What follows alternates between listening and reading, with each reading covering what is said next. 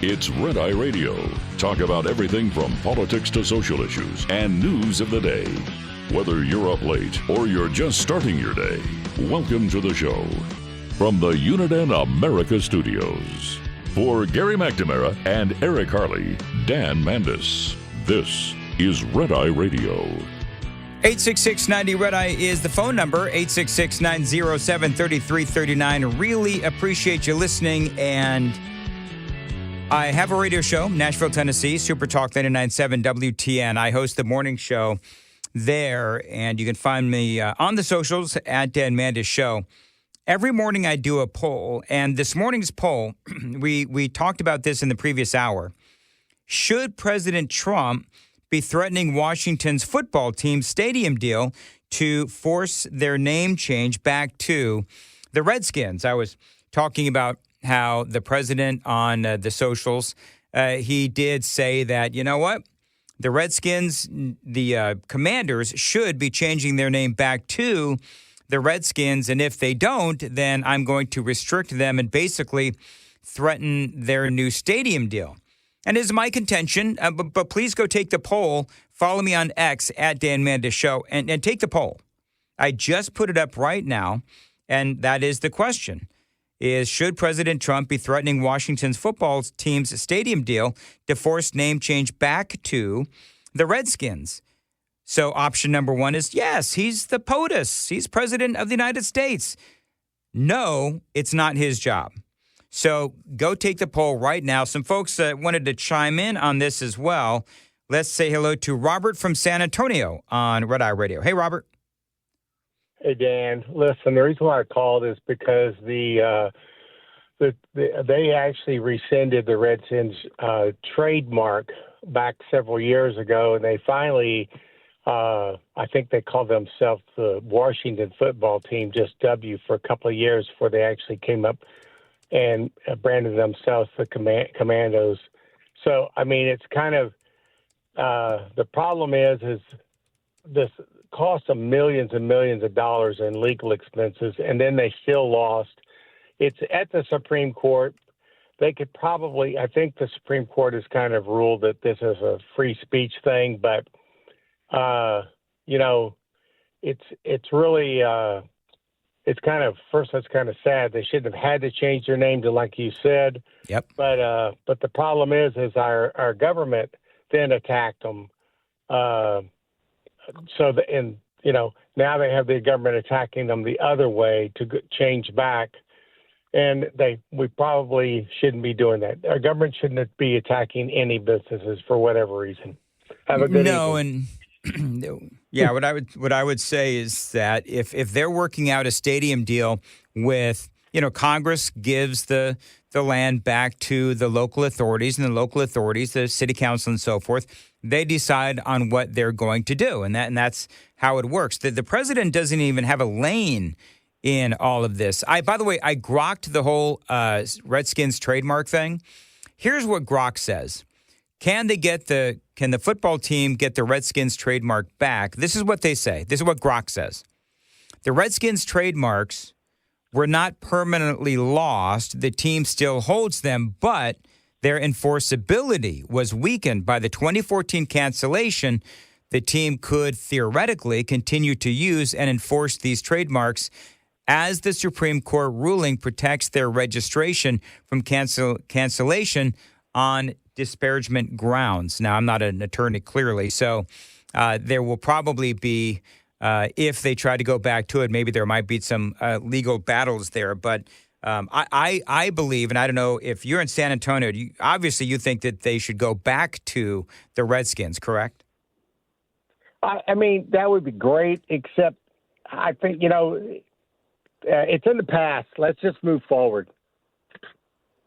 I would say, and Robert, I appreciate the call. Bill is next. But what I would say to that is sometimes the best path forward is to remember what the past was like and how good it was. In other words, okay, so let's say, for example, the Commanders try to change their name back to the Redskins, and they're successful. Do you know how much money they would make off of the sudden resurgence of that trademark?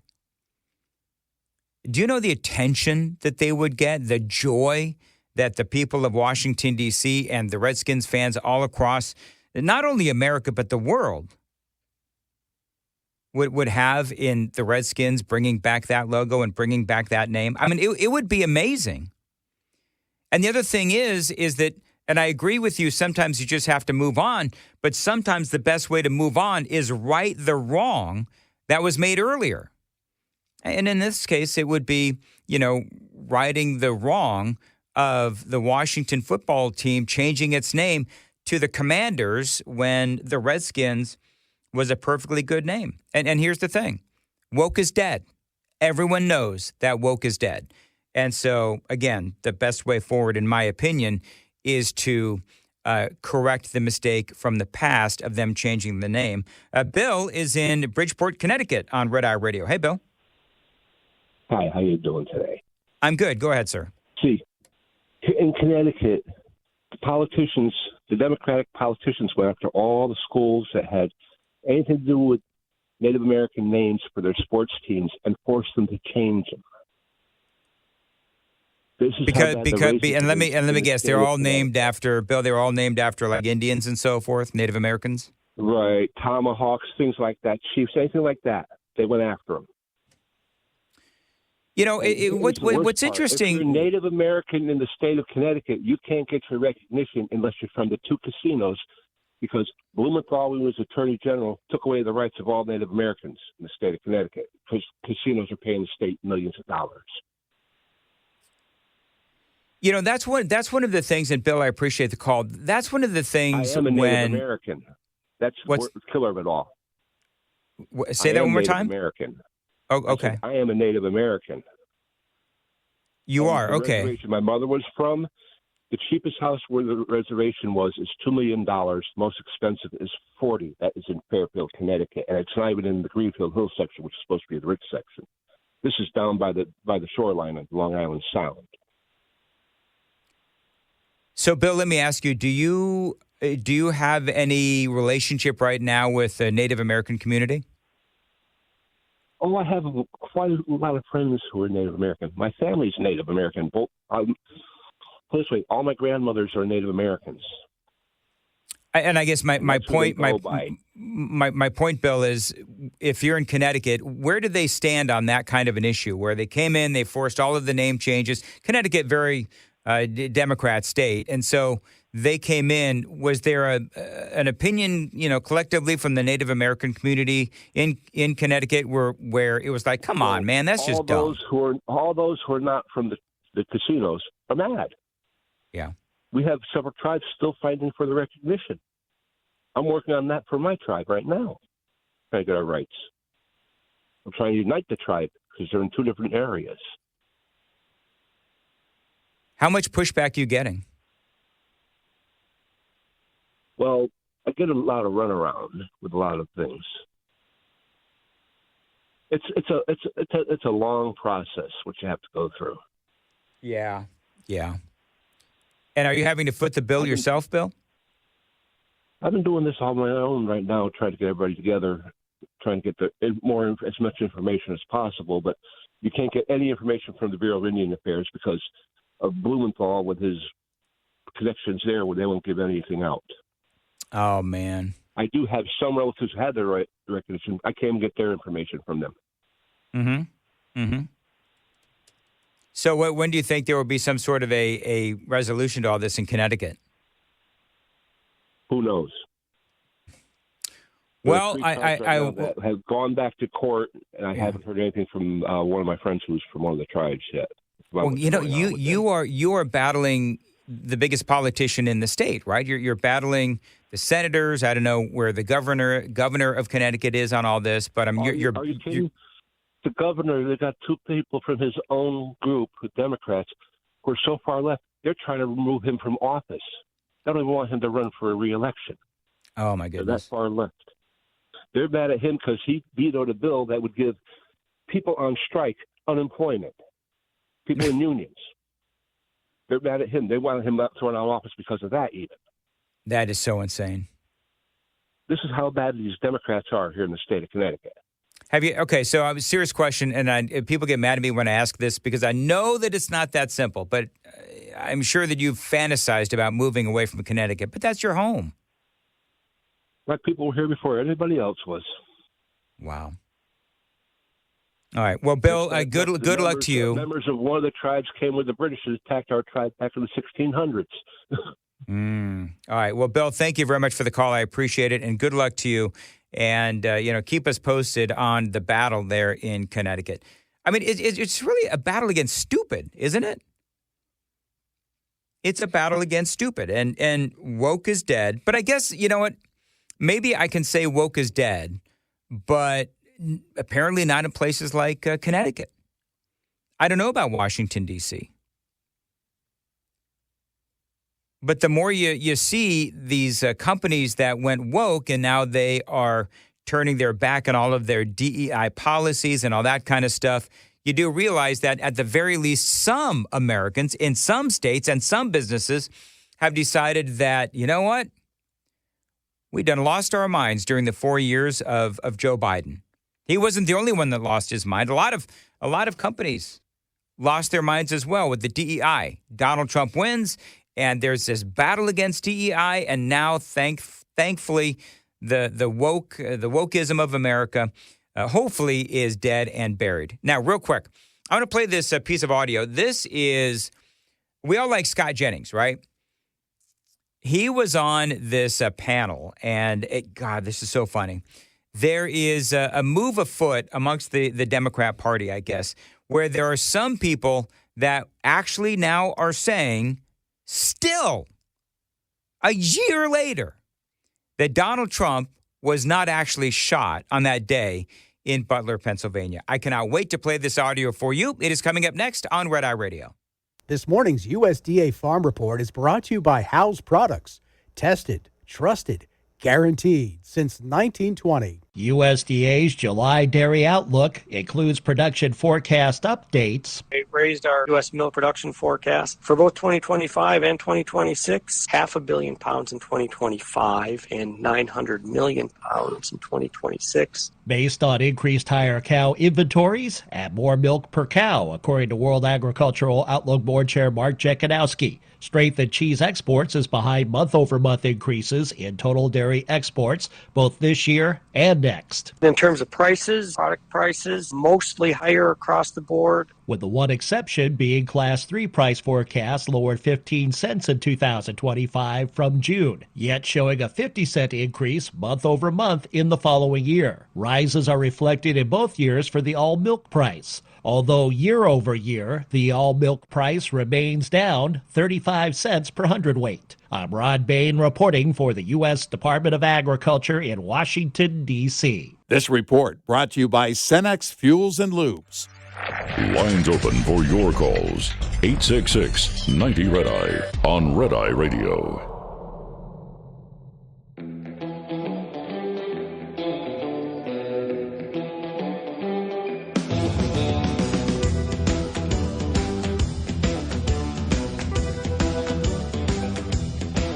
Red Eye Radio, 866-90-RED-EYE is the phone number, 866-907-3339. You can follow me on X at Dan Mandis Show. And we're just talking a little bit about whether or not it is the president's job to be threatening Washington, D.C.'s football team, the stadium deal, and the president saying that he would restrict the deal if the Washington football team did not change their name back to the Redskins. So I did a poll on Twitter, on X, and the specific question, should President Trump be threatening Washington's football team's stadium deal to force the name change back to the Redskins? You got two options. Yes, he's the president of the United States, and no, it's not his job. 84% of you folks that took the poll say that no, it is not the president's job. 19%, I should say 16%, said yes, he is the president of the United States. I believe, I didn't even vote yet, but 85% of you agree with me that no, it is not the president's job. I do appreciate, though, everyone chiming in. And Tony says he sent me a post on X. I appreciate President Trump for seeking to reverse foolish changes to the names of military bases. That is his purview, by the way, military bases. And sports teams, not his purview. Do you know what this guy says, though? And it's so true. It is so true. You know what he says? How about getting Aunt Jemima back on the shelves? Oh, I am so there.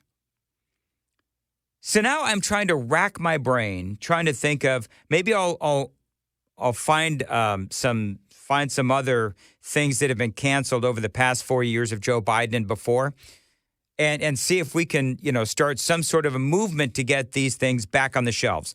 Because the Aunt Jemima and them canceling Aunt Jemima, that was absolutely wrong. Land O'Lakes butter. Wasn't there like a Native American woman on the front of the Land O'Lakes butter? I think that there was. Anyway, you know what? If you want to help out the host, find me on X at Dan Mandis Show, and at me and tell me what is the canceled brand that you would most likely want to see returned. Aunt Jemima's up there. Land O'Lakes is up there, I'm pretty sure. Of course, obviously, the Cleveland Indians and the Washington Redskins and so forth. Scott Jennings was on a panel on CNN, and one of his cohorts, a dude named Teray, and I guess he's one of these guys with only one name, Teray. And he actually now is a truther when it comes to Donald Trump getting shot a year ago in Butler. Listen to this. He supposedly got shot in the and by his ear. doctor. We never heard from his doctors on that. Did you say supposedly? When did we hear from his doctor? Did he get shot or not? You saying you think he did? Scott, I know that you want to revisit this issue. I think it's an important question. Yeah. So Abby Phillip, the host, is saying to Scott Jennings, Scott, I know you want to relitigate this issue. Well, it is important. If they've got a panelist on CNN that does not believe that Donald Trump was actually shot in the ear,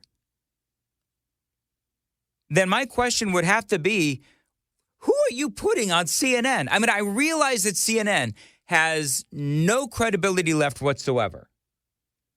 And I realize that they're looking for like street cred points, whatever it is, by having some guy with one name, and he's got some sort of a Substack account or whatever it is. But he actually said Donald Trump supposedly got shot in the ear. And so for Scott Jennings, he's like, oh, heck no. I'm not going to let that go. Did he get shot or not? You saying you think he did? Scott, get shot? I know that you want to revisit this issue. I think it's an important question. But are there still people that are truthers on this? Teray, did he get shot? Oh, you can tell old Teray there that he does not want to answer this question. And Scott Jennings, I'm going to repost this as soon as I finish playing it. Scott Jennings is looking at this guy like, go ahead. Make my day. Say that Donald Trump, with all that blood, did not get shot. I wasn't there. Oh, my God. I wasn't there. Can you imagine this? The dude actually says, I wasn't there. That's right up there with Ketanji Brown Jackson when she said, I don't know what a woman is. I'm not a biologist. Did he get shot? I wasn't there. That's a long pause. Here's my view of the medical situation of this president versus the last one. This president has a doctor who is issuing very transparent letters about this president's health. Okay. The former president has a doctor who's taking the Fifth Amendment before Congress right now because he doesn't want to answer questions. I mean, he is absolutely right, Scott Jennings. And we'll return next on Red Eye Radio.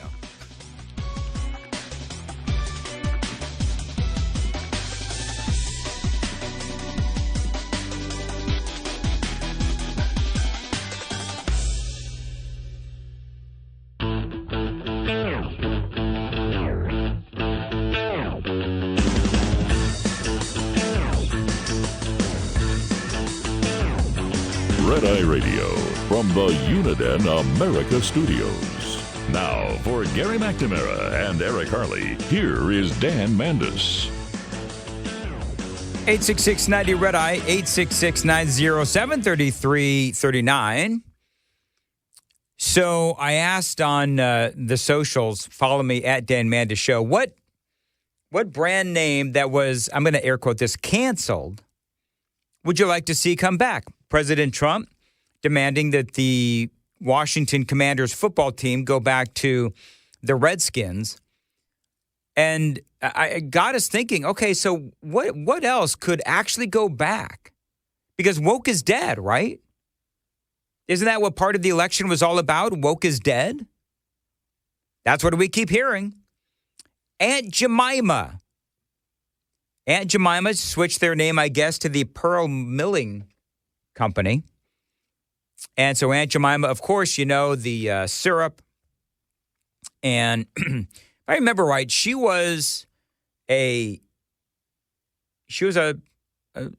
syrup bottle was like in the shape of a woman, right? The Aunt Jemima name and imagery were rooted in a mammy stereotype, they say, a caricatured depiction of a black woman tied to slavery and servitude. After decades of criticism, PepsiCo, the parent company, rebranded in response to heightened racial justice awareness following the 2020 protests. Racial justice. The dumb thing is, I think, wasn't that woman, I don't want to get out in front of my skis on this one, but I think she was actually, I think she was the woman that actually came up with the, helped to market the syrup way back when. I could be wrong on that. But the bottom line is, I would love to see Aunt Jemima come back. And you know what the funny thing is? Like who was complaining about Aunt Jemima? There's literally no one except a small group of people that have nothing else to do but complain about these great American brands. Eskimo pies got switched to Eddie's Pie. The reason the term Eskimo is considered derogatory by some Inuit and other indigenous groups. Dryers, the parent company, rebranded to remove offensive terminology amid broader calls for cultural sensitivity. Yeah, but now, does anybody ever think about the Eskimos? I mean, maybe you do. I mean, I wish them well, but Uncle Ben's to Ben's Original. So remember the rice brand? The Uncle Ben name and imagery were criticized for evoking racial stereotypes, particularly the uncle trope associated with black servitude. Mars Incorporated rebranded in response to 2020 social justice movements. I mean, to me, and I'm reading back to all of this, and I'd be willing to bet the majority of the American people would be like, absolutely bring these back. Why would you not? What else we got? Mrs. Butterworth's logo and imagery adjusted. Mrs. Butterworth's, didn't I?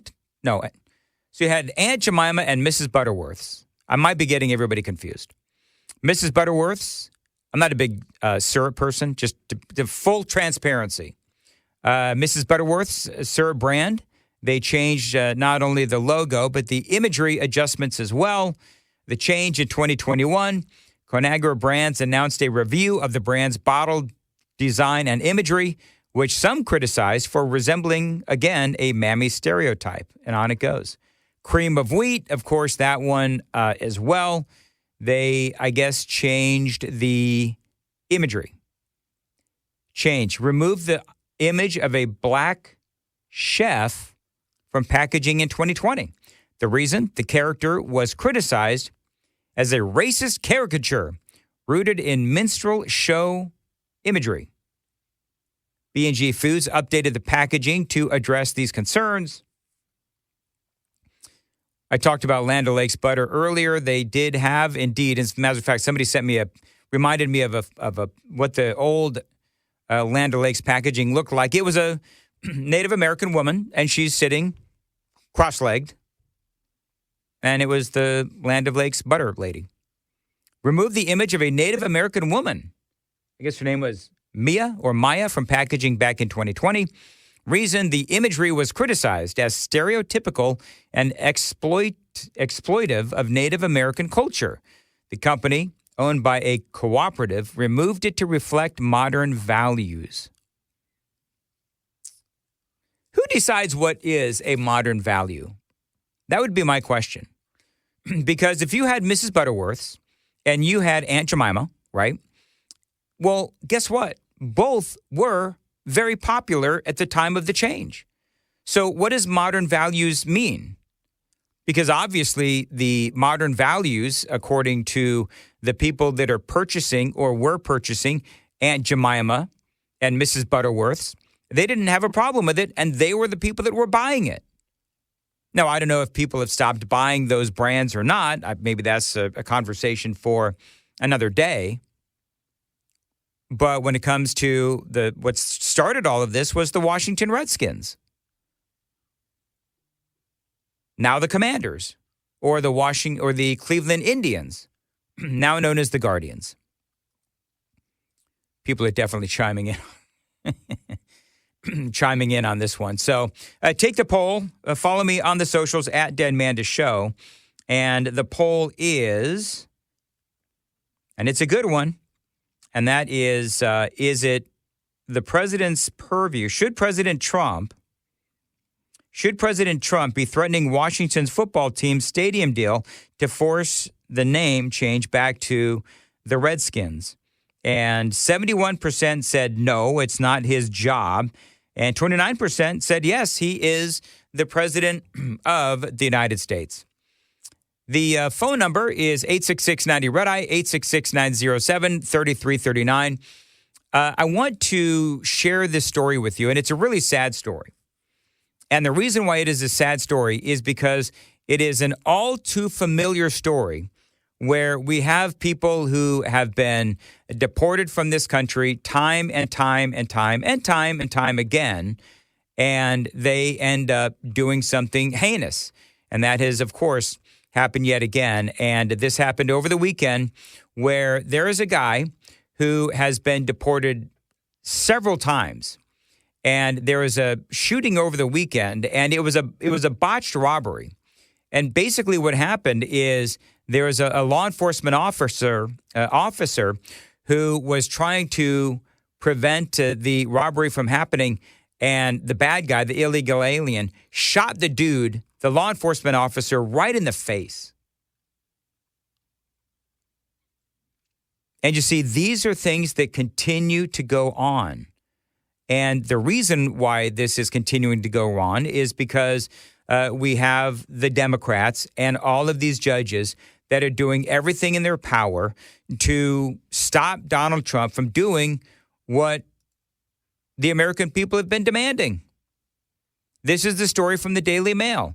An off-duty Border Patrol agent shot in the face by an illegal immigrant in a robbery gone wrong before the agent fired back. The dramatic scene unfolded on Saturday was caught on video.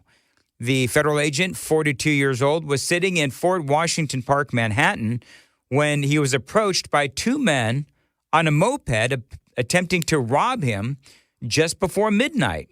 Now, one of the immigrants took out a gun after a brief commotion and fired at the agent, hitting him in the face and the left forearm as well. The victim, who was just sitting on a rock with a female friend, quickly reacted and took out his own gun and shot at the two men. The 42-year-old is expected to survive his injuries. He is currently in the hospital. His bullets hit suspect Miguel Francisco Moro Nunez, a previously deported Dominican national who has been living illegal in the United States since 2023. He has now been taken into custody. The second suspect has not been found. I would like the Democrats to go ahead and start kumbayaing for this guy, Miguel Francisco Mora Nunez, because you know that's what they're going to do, right? You know that the Democrats, because they just can't help themselves. So what the Democrats are going to do is they're going to demand that this, darling angel of democracy be released. The Department of Homeland Security telling Fox News that Nunez has a current warrant out for an alleged kidnapping in Massachusetts, as well as other felony arrests. Dude is 21 years old, has a ton of priors for assault, violating an order of protection, says New York Mayor Eric Adams, adding at a press conference on Sunday. So I'm sorry, but you know what? We tell these stories over and over and over again. And had the Democrats and had the city of New York and the state of New York, had they allowed ICE to do their jobs, a guy like this would be either in jail or back in his home country. Unbelievable. Luckily, and good news, the off-duty law enforcement officer is okay. And this guy hopefully will, again, ultimately be sent back to where he came from or a third-party country, or he'll be in jail here in America. I prefer sending these guys back to not necessarily their home country, because odds are they're just going to sneak right back into America once a Democrat gets in office, Lord help us. I like sending them to some of the most god-awful places on planet Earth. That is what I believe that we should do with people like this who sneak into our country over and over again and commit these heinous crimes. 866-90-RED-EYE will return next. Get in touch with Red Eye Radio, toll free at 866-90-RED-EYE.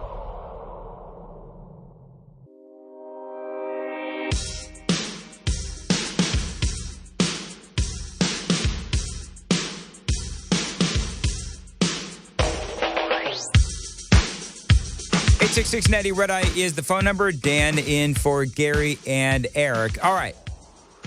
So earlier in the broadcast, we were talking about the Wall Street Journal, and they published the article that you've all heard about where Donald Trump supposedly had a little card for Jeffrey Epstein's 50th birthday party, had weird vernacular on it, a third-person conversation between he and Epstein. Very, very bizarre. I don't need to recite it yet again. And the doodling of a naked woman on said card as well. Michael Cohen. Now, you remember Michael Cohen. He worked alongside Donald Trump. He is a Donald Trump hater. He worked alongside him for 13 years. And even Michael Cohen says, you know what? Trump's not a doodler. Well, what was your take? I agreed with him. I've never, not once, and again, over 13 years of being by the man's side, I have never once seen him doodle. I never saw him draw a picture. In fact, I would be very shocked if Donald Trump actually can doodle. It's just not his thing. And the language, using words like enigma, that's not a Donald Trump word. No. I mean, he certainly knows what the word is, but it's not a word that he uses. I found the whole thing just to be odd. Now, I wouldn't be shocked if somebody had turned around and reached out to the office and said, hey, look, we're putting together a birthday book for Jeffrey. Can Donald doodle something on there? And these are the words that we want you to use in some doodle. He then gave it to an assistant. Many of his assistants were not just good artists, but fabulous artists. And so that's probably what happened at the worst. Now, chances are, I don't know the answer. And that's the whole problem with this entire story. Yep. The whole problem with this story is they don't even have the picture. They don't even have the book, which, by the way, as I said earlier, Bill Clinton also is said to have gushed to Jeffrey Epstein. None of us know the answer. If you despise Donald Trump, you want it to be true. If, in fact, you like him and you support him, you want it to be false. Mm-hmm. Why should any of us have to guess? There's no reason for us to be guessing. And in fact, I agree with kind of what Dan Goldman said. Just release the file. And if you want, I'm more than happy. I'll read the file. As somebody who's been critical of him, let me read the file. I'll come to the American people and tell you exactly what it says in there, because that's what America wants. That's what America needs. Yeah, and for the Wall Street Journal, as we wrap up this broadcast, for the Wall Street Journal to actually post the story when they haven't even seen the photograph and they don't have the photograph and nobody knows where the photograph is or the card, the picture, whatever you want to call it. It's not a photograph, it's a doodle. But they don't know where the original document is. How crazy is that? But they did it anyway. And now Donald Trump is going to sue the living crap out of the Wall Street Journal. And quite frankly, he should.